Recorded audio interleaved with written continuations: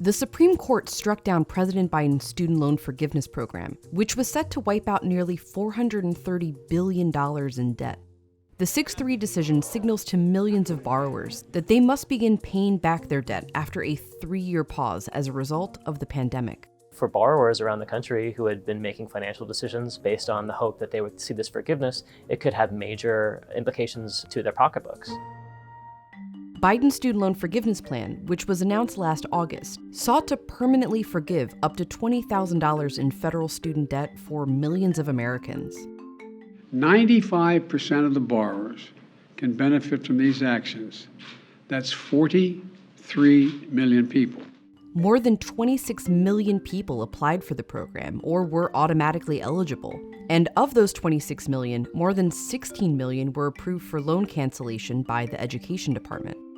The plan would cost the federal government more than $400 billion. The question is really whether the president has the authority himself to wipe away potentially hundreds of billions of dollars in student loan debt, or whether Congress needed to give explicit authority to the president to do that.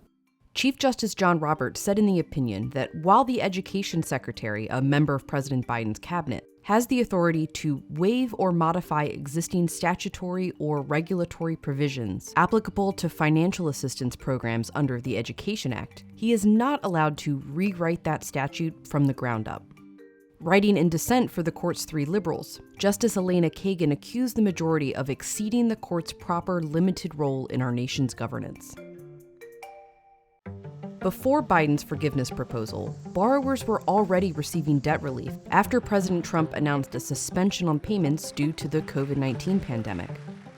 Nearly 3 years later, those who were hoping to see at least some of their loans forgiven will have to restart their payments. Not only are they going to have to resume payments for the first time in 3 years, but they're also going to have to potentially pay on a larger balance than they might have expected before. Once resumed, the typical student loan payment will be between $210 and $314 a month, according to a Wells Fargo report. And those payments come at a time when borrowers are facing higher prices and inflation. People have gotten used to not having to make these payments, and they've used that money for other things. That money is now going to need to be put towards something different. And so that could really change the way that households dole out their payments every month.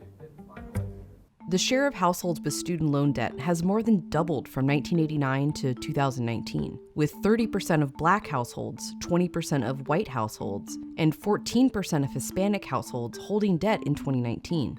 If you're paying back student loans through this, they call it income-based repayment, my plan is to cut your payments in half. On the 2020 campaign trail, Biden promised that he would erase or significantly reduce student loan debt.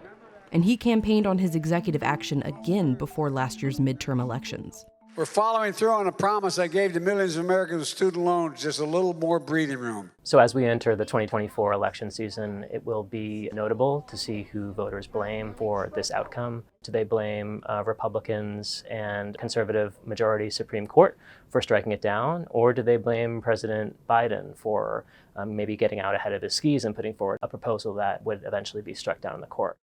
Publicly, the Biden administration projected confidence about the legality of their student loan forgiveness plan. We are confident in our legal authority to carry out this program, and we won't let these baseless lawsuits stop us either. But in private, they've been preparing for this very outcome. They've considered a bunch of different potential policies in response. The main one would allow borrowers with lower incomes to pay a smaller amount on the balance of their loans over time, and then eventually have the rest of their payment either reduced or forgiven. And separately, they've discussed also putting a temporary ban on penalties for people who aren't able to pay their loans. That would essentially prevent the federal government from recommending that people go into delinquency for not paying their loans. It's essentially like a small reprieve to help people get back into the swing of paying.